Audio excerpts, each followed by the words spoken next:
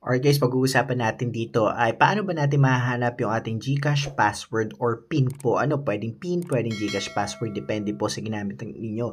Yung sa akin kasi, ang nakasave po sa akin ay PIN. Ano po, dun sa akin pong automatic save password or PIN po. Ano, so yung tutorial po natin, hindi lang po siya applicable sa ano po sa GCash app, applicable din po ito sa lahat po ng application sa inyong phone. Ano, so let's dive into it po. For example, ito po yung GCash ko. Ano, open ko muna yung GCash ko. Then dito sa GCash, ayan po, may lalabas po dito na biometrics. Ayan po, naka-biometrics or yung PIN po. Ano, for example, pwede rin pong PIN. Itong PIN na to, nakasave po ito. Ano, kung nakalimutan nyo na or kung halimbawa biometrics ang ginagamit ninyo, then they will nag-ask sila ng inyo pong PIN. Ano, so ngayon, saan nyo ba mahahanap yung PIN po nito? Ano, so kailangan nyo lang po kung saan cellphone ninyo, for example, dito nakasave yung GCash ko, dito ko rin po makukuha yung ano po nito, PIN. Ano, so ganito po siya. Punta po kayo sa inyo pong Google Chrome or pwede rin po kayong pumunta sa inyo pong email. Ano, from Google Chrome po,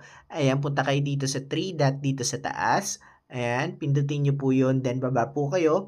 Punta kayo dun sa setting. Ano, ayan po yung setting natin, then baba po kayo, makikita nyo po dyan yung Google Password Manager po. Ano, so i-click nyo po yon, lalabas po dyan yung mga app na kung saan ay create ninyo gamit po itong cellphone na to. Ano, so nandyan din po ang Facebook and of course yung GCash po natin nandito. Ano, so i-open lang po natin yung GCash natin, then of course biometrics po. Ano, so makikita nyo po na ito na po yung PIN po. Ano, yung 4-digit PIN ng akin pong GCash. Ano, kasi yun po ang ginagamit kong password instead biometrics at saka itong PIN. So, dapat tandaan nyo po parehas. Pag click nyo po itong I dito sa taas, ayan po, lalabas na po yung inyo pong PIN, ano, or yung inyo pong password. So, that's our tutorial, guys.